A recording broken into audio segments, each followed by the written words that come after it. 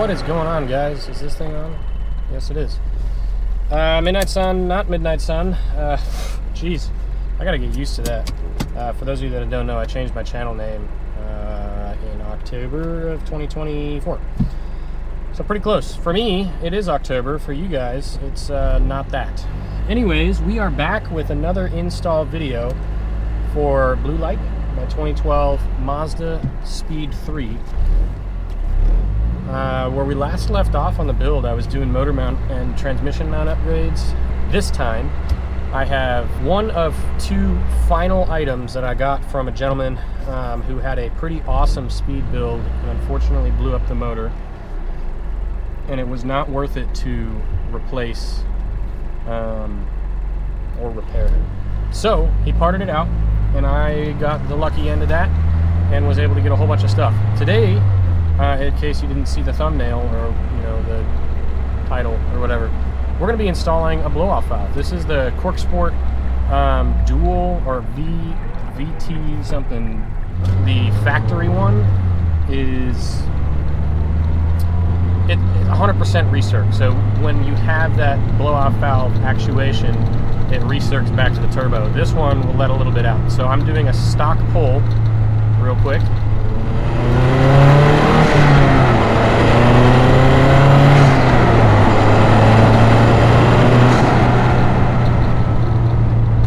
There you have it.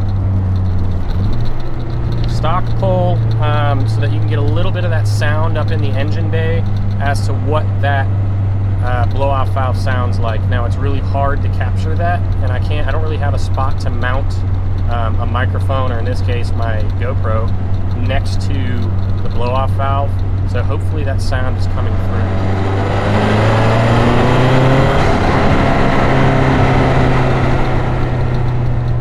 Also, like I said, the stock one is 100% recirc.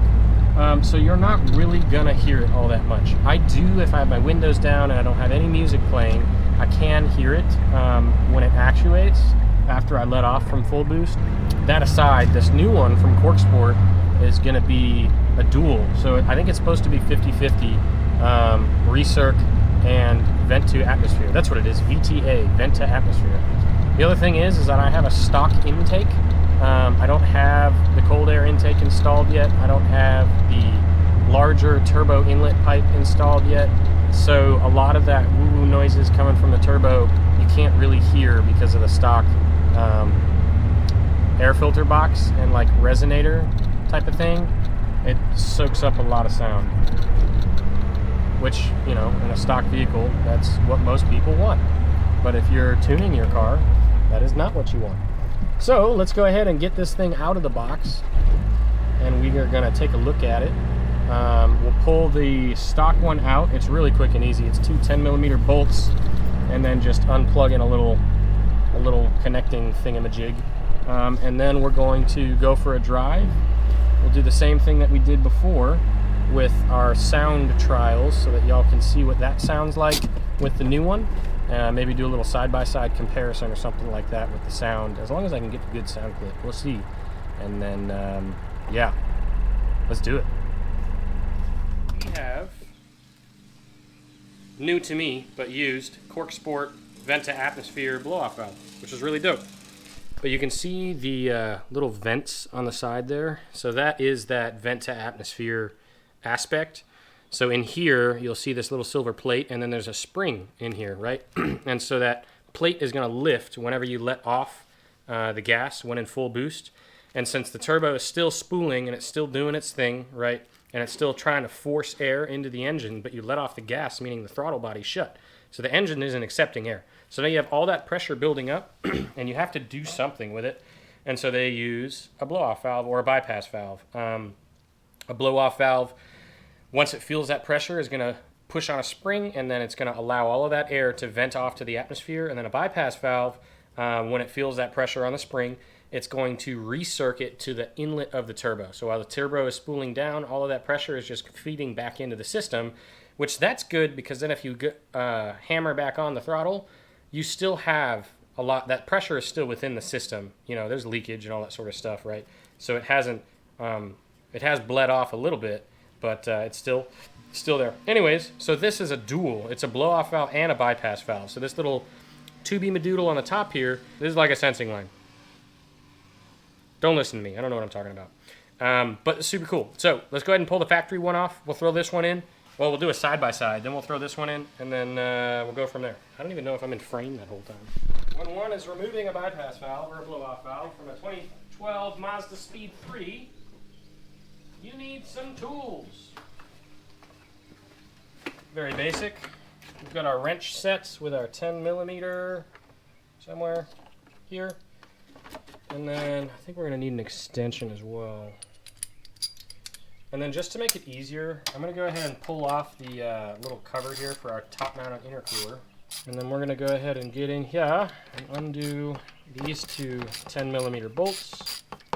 And then you're going to also need a pair of needle nose pliers because you're going to need to pinch this to pull this hose, this vacuum line off, and then also the recirc line that's going to your turbo inlet pipe. And I am just doing this all in one take because it is a very simple process. It's not difficult. There's that. And then they do make special tools.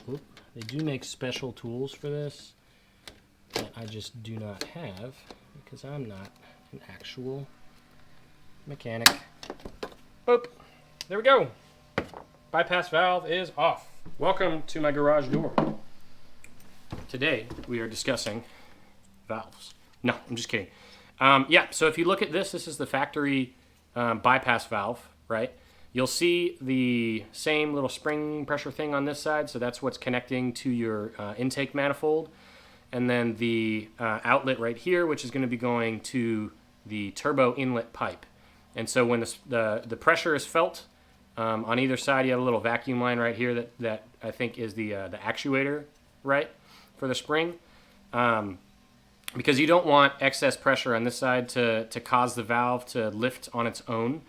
And so how I think this works is there is a much larger kind of piston head probably on the top side of this. So when pressure is felt here, even though it's the same pressure that's felt here, because the piston up here is much smaller than the seat, basically, the piston down here, so to speak, physics, and it's able to open the valve. So whatever, if you want me to go into that more, I can, but that's a lot of science nerd stuff. You don't care.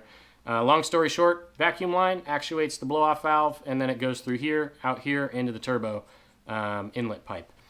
As you can see, there are no vents, so it does not vent at all to atmosphere. Here's the Cork Spork Dual VTA vent to atmosphere, Dual VTA blow-off valve, right? And so same thing, you've got that sensing line right here that's going to actuate the blow-off valve itself. You have the area coming out of the intake manifold where all that pressure from the turbo is being felt, and then of course the recirc that's going to be heading back to the turbo inlet pipe, and this should be a 50-50. So side by side, they look pretty cool. Your kit probably doesn't have a gasket pre-installed, but I got this from a guy who had a car before, so you're probably going to have to take this little rubber gasket out of your factory blow-off valve, well, bypass valve, and place it onto your aftermarket blow-off valve. So let's go ahead and get this reinstalled into the car. There is a torque value for these nuts. I don't know it. I could Google it, but I'm going to be honest with you. I've taken this off so many times and putting it back on so many times that I stopped trying to torque it down. I just use my hand and go, hand tight with your hand on the end of the wrench. Not on the, extending on the arm, but like on the end of the socket itself, just to get a little bit of tightness. But yeah, so this will be really easy to reroute because you literally just plug all the things, it's plug and play, and I've been talking too much, let's do it. So here we are at the car again. So I am gonna go ahead and insert our new Cork Spork blow-off valve into our turbo inlet, like hose connection here, real quick. And then we can go ahead and line this up with our little screwy madoodles. These are those 10 millimeter bolts that we took out earlier. And then we're done, pretty much. We're gonna go ahead and take our vacuum line right here. So we're gonna go ahead and fire it up. We'll see what it does.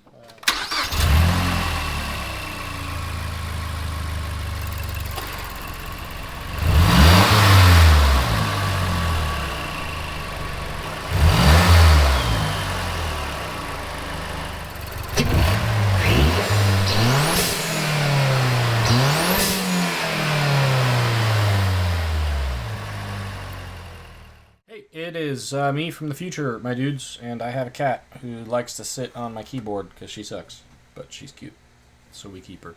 Anyways, sorry about the weirdness between the clips there. The third revving clip was cat hair everywhere. Had both the Cork Sport blow-off valve as well as the the Cobb cold air intake system. I, for whatever reason, did not rev the engine very high during the first two clips that you just saw. So with the stock blow-off valve and with the Cork Sport blow-off valve, I didn't really bring RPM up high enough for it to do anything. And what I mean by that is for the turbo to spool up at all, which would mean that the blow-off valve would actually do things. Before I was so rudely interrupted by my cat turning off the recording for me. But the main focus of that clip is, for the purpose of this video, the sound that the blow-off valve makes whenever I let off. So it was very, very similar in sound before and after the cold air intake. But let's go for a drive, and we're going to listen to it from the driving perspective and see what happens. It's a new day, and then I don't have enough of these mounts that I carry around for my thingamajig, the GoPro. But so I'm not going to be able to have a face cam on the whole time because I'm going to need to be able to drive. And unfortunately, I have nowhere to mount the camera, which is fine. So real quick, I'm going to do a couple of pulls with the new blow-off valve installed, and I think you'll find that there is quite the sound difference. It's very unique, that's for sure.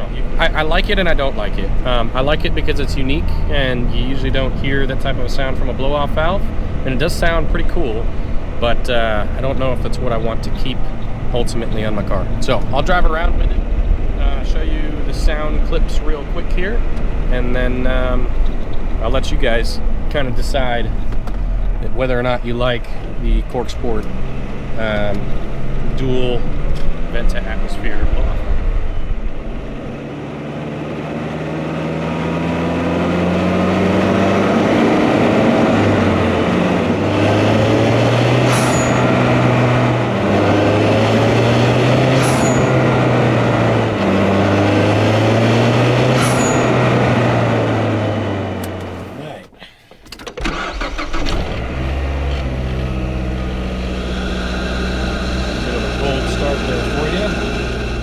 What's going on, my dudes?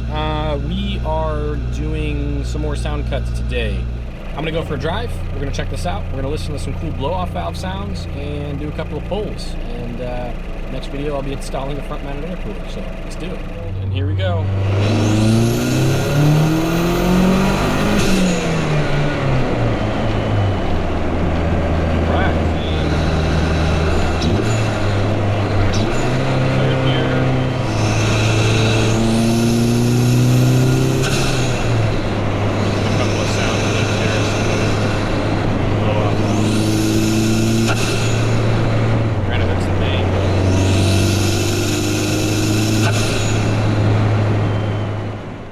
So yet again, I have failed you and forgot to do an outro. But those last clips that you just watched, I have the cold air intake system installed in the car as well as the Cork Sport blow-off valve. So the air noises going into the engine when I throttled on are a lot louder than they will be in your car with the stock airbox setup. By like a lot. But main purpose or main point is that you could hear the blow-off valve doing its things. It did, when I first installed it, at least on the stock setup, have this strange kind of high-pitched whistle as the valve reshut, which was interesting and kind of an acquired taste. It grew on me after a couple of weeks of driving. I started to really enjoy the sound of it, but once I installed the cold air system, that sound pretty much disappeared. So I don't know if that was maybe lack of use or after cycling the blow-off valve a ton of times, it, I don't know, loosened up enough that the whistling kind of went away, or like it reseated fast enough that it didn't whistle, something like that.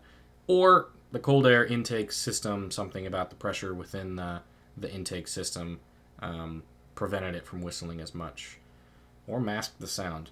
Either way, it sounds really good. I like it a lot, and I'm really excited to have it in my car. So if you guys have enjoyed this video, then please follow along on the journey that Blu Lightning has, because there's a lot to do. So if in case you missed the little plug that I threw in there, I will be installing a front-mounted intercooler very soon. I haven't done it yet, but it's sitting in the garage just waiting for the moment that I have free time. Anyways, with that, I hope you guys have enjoyed, and I will see you on the next video. Don't forget to live from dusk till dawn, my dudes. Catch you later.